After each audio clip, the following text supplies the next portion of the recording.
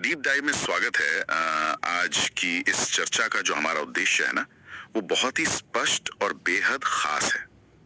बिल्कुल। आज हम भारत सरकार के इकोनॉमिक सर्वे 2025-26 के दस्तावेजों का एक बहुत ही गहरा विश्लेषण करने जा रहे हैं। जो कि अपने आप में एक बहुत बड़ा और जटिल दस्तावेज होता है। एकदम, और इसीलिए हम पूरे सर्वे की बात नहीं करेंगे। आज हमारा मुख्य फोकस सिर्फ और सिर्फ अध्याय 8 पर रहेगा। हाँ, industries next leap, structural transformation and global integration. सही कहा। और सुनने वालों के लिए मैं ये स्पष्ट कर दूं कि आज के इस गहरे विश्लेषण का मिशन क्या है। जी, हमारा मिशन ये समझना है कि कैसे भारतीय विनिर्माण यानी जो हमारा मैन्युफैक्चरिंग सेक्टर है और पूरा का पूरा औद्योगिक क्षेत्र वैश्विक स्तर पर खुद को कैसे बदल रहा है। बिल्कुल। और उन जटिल डेटा के पीछे की वो कौन सी बातें हैं जो हर जागरूक इंसान को पता होनी चाहिए। मतलब सिर्फ नंबर नहीं, उन नंबर्स की कहानी। तो ठीक है, आइए इसको थोड़ा विस्तार से समझते हैं। जरूर। जब हम इस सर्वे को गहराई से देखते हैं तो यह है सिर्फ एक नीरस रिपोर्ट नहीं लगती।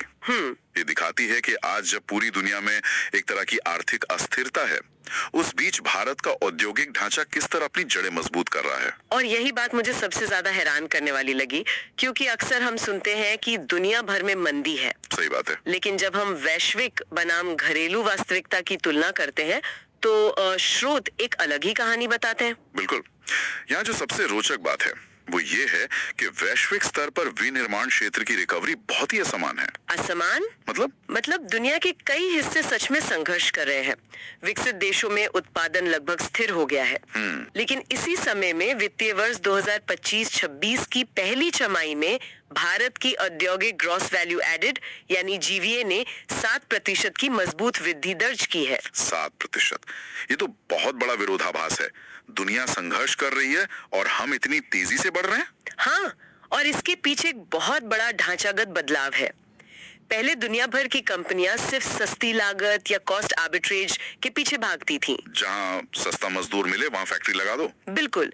लेकिन अब नियम बदल गए हैं। अब प्रतिस्पर्धा सस्ती लागत पर नहीं, बल्कि हाईटेक ग्लोबल वैल्यू चेन में रणनीतिक अनिवार्यता पर निर्भर कर रही है। रणनीतिक अनिवार्यता मतलब आपको इतना जरूरी बनना है कि दुनिया आपको नजरअंदाज न कर सके। एकदम सही। स्रोत बताते हैं कि लो टेक उद्योग अब दुनिया भर में स्थिर हो गए हैं।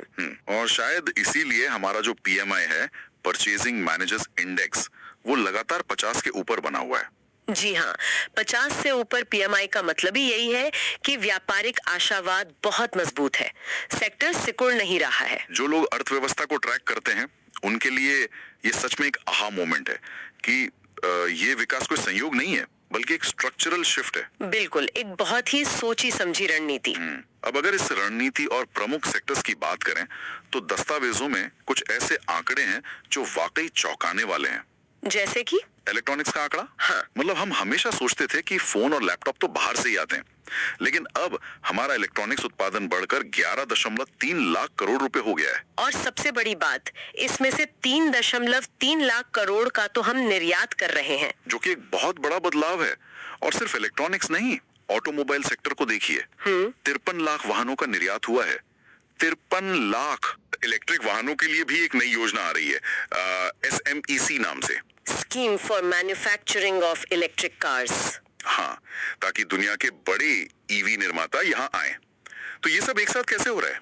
अगर हम इसको एक बड़े दायरे में देखकर समझें, तो ये सब नेशनल मिशन ऑन मैन्युफैक्चरिंग यानी NMM का हिस्सा है, जो कि एक बहुत बड़ा विजन है। बहुत बड़ा। इस मिशन का महत्वाकांक्षी लक्ष्य 2035 तक जीडीपी में विनिर्माण की हिस्सेदारी को 25% तक दोगुना करना है। और इसके साथ वो नौकरियों वाला आंकड़ा भी है। बिल्कुल। 143 मिलियन यानी 14.3 करोड़ नई नौकरियां पैदा करने का लक्ष्य। 14 करोड़ नौकरियां। तो इन सब का आखिर मतलब क्या है? ये कागज पर तो बहुत अच्छा लग रहा है, लेकिन जमीनी स्तर पर ये सब कैसे हो रहा है? जमीन पर चीजें तभी बदलती हैं जब बुनियादी ढांचा मजबूत हो। जैसे कि लॉजिस्टिक्स। हाँ, किसी भी देश में विनिर्माण को अगर प्रतिस्पर्धी बनाना है तो सामान को ले जाने की लागत कम होनी चाहिए। और यही पीएम गति शक्ति जैसी योजनाएं काम आती हैं। सर्वे बताता है कि वित्तीय वर्ष 24 में हमारी लॉजिस्टिक्स लागत घटकर जीडीपी का 7.97% रह गई है, जो पहले बहुत ज्यादा हुआ करती थी। बिल्कुल। और इसी के साथ अध्याय 5 में एक बात कृषि और विनिर्माण के टर्म्स ऑफ ट्रेड को लेकर कही गई है। वो भी एक बहुत महत्वपूर्ण बिंदु है। आप इसे थोड़ा समझा सकते हैं? आसान भाषा में कहें तो खेती से जुड़े उत्पादों की कीमतें फैक्ट्रियों में बनने वाले सामान की तुलना में ज्यादा तेजी से बढ़ी हैं। तो इससे मैन्युफैक्चरिंग को क्या फायदा? फायदा यह है कि जब विनिर्माण क्षेत्र में कीमतें बहुत तेजी से नहीं बढ़ती तो वो उत्पाद वैश्विक बाजार में ज्यादा प्रतिस्पर्धी बने रहते हैं। ओह अच्छा, अब समझ आया। लेकिन कारखाने लगाने के लिए पैसा भी तो चाहिए। मैंने सर्वे में देखा कि उद्योगों के लिए पैसे का स्रोत बदल रहा है। जी, ये एक बहुत बड़ा वित्तीय बदलाव है। मतलब अब उद्योग सिर्फ बैंकों पर निर्भर नहीं है। बिल्कुल नहीं, अब वे कॉर्पोरेट बॉन्ड और गैर बैंकिंग स्रोतों की ओर जा रहे हैं, सीधे बाजार से पैसा उठा रहे हैं। तो इससे फायदा क्या है? इससे बैंकों पर दबाव कम होता है।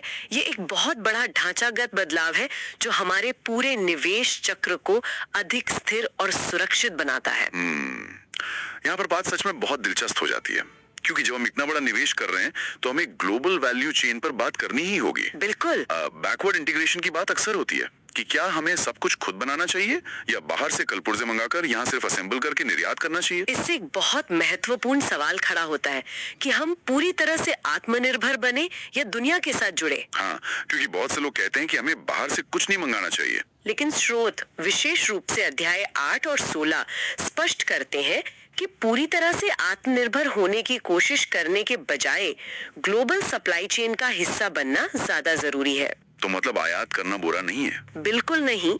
विदेशों से इनपुट मंगाकर जब हम यहाँ से निर्यात करते हैं तो मध्यम अवधि में ये बहुत अधिक घरेलू मूल्यवर्धन और रोजगार पैदा करता है। यानी अगर हम किसी बड़ी ग्लोबल चेन की एक कड़ी बन जाएं, तो आगे चलकर वो पूरा इकोसिस्टम हमारे यहाँ आ सकता है। एकदम सही। लेकिन इस पूरी प्रक्रिया को सफल बनाने के लिए सिर्फ नीतियां काफी नहीं है। तो और क्या चाहिए? स्टेट कैपेसिटी, यानी हमारे सरकारी तंत्र की क्षमता। इसे आयात प्रतिस्थापन की पुरानी सोच से हटकर रणनीतिक लचीलेपन की ओर ले जाना होगा। रणनीतिक लचीलापन? मतलब नियमों को आसान बनाना? बिल्कुल। अनुपालन और फालतू नियमों को कम करना इसका सबसे बड़ा उदाहरण है। सरकार को नियंत्रण करने के बजाय सुविधा देने वाला बनना होगा। हाँ, मैंने पढ़ा था कि कैसे कई राज्यों में गैर जरूरी नियमों को खत्म किया गया है। जी, जब लाल पीताशाही कम होती है तभी असल में निवेश जमीन पर उतरता है। तो अगर हम इस पूरी चर्चा को समेटें तो इस गहरे विश्लेषण से ये बिल्कुल साफ है कि भारत की औद्योगिक छलांग सिर्फ कुछ कारखाने लगाने के बारे में नहीं है। बिल्कुल नहीं। ये दुनिया की हाई टेक सप्लाई चेन का एक अटूट हिस्सा बनने और अपने सरकारी नियमों को आसान बनाने के बारे में है। ये एक बहुत बड़ा ढांचागत बदलाव है जिसका हम हिस्सा बन रहे हैं। वाकई। लेकिन जाते जाते क्या कोई ऐसी बात है जिस पर हमें आगे के लिए सोचना चाहिए? हाँ, अंत में मैं एक ऐसा विचार छोड़ना चाहूंगी जिस पर हमें गंभीरता से सोचना होगा। बताइए। इकोनॉमिक सर्वे में एआई डेटा सेंटर्स द्वारा भारी बिजली खपत का जिक्र है और साथ ही ये भी बताया गया है कि 2025 में दुनिया भर में तांबे की कीमतों में 20% की भारी वृद्धि हो गई है। क्योंकि हाईटेक उद्योगों को तांबे और ऊर्जा की बहुत जरूरत होती है। बिल्कुल। तो सोचने वाली बात यह है कि जैसे जैसे भारत अपनी इस विशाल हाईटेक और डिजिटल विनिर्माण महत्वाकांक्षा को आगे बढ़ाएगा, वैसे वैसे वो इस भारी ऊर्जा और संसाधनों की मांग को अपने जलवायु परिवर्तन और ग्रीन एनर्जी के लक्ष्यों के साथ कैसे संतुलित करेगा। ये तो सच में बहुत बड़ा सवाल है। एक तरफ हमें फैक्ट्रियां और एआई चाहिए, दूसरी तरफ पर्यावरण भी बचाना है। बिल्कुल। और यही संतुलन आने वाले कल की दिशा तय करेगा। बहुत ही शानदार और सोचने पर मजबूर करने वाला विचार है ये। आज की इस चर्चा से हमें बहुत कुछ नया समझने को मिला। तो इस गहरे विश्लेषण में आज के लिए बस इतना ही। सीखते रहिए और दुनिया को बदलते हुए देखते रहिए।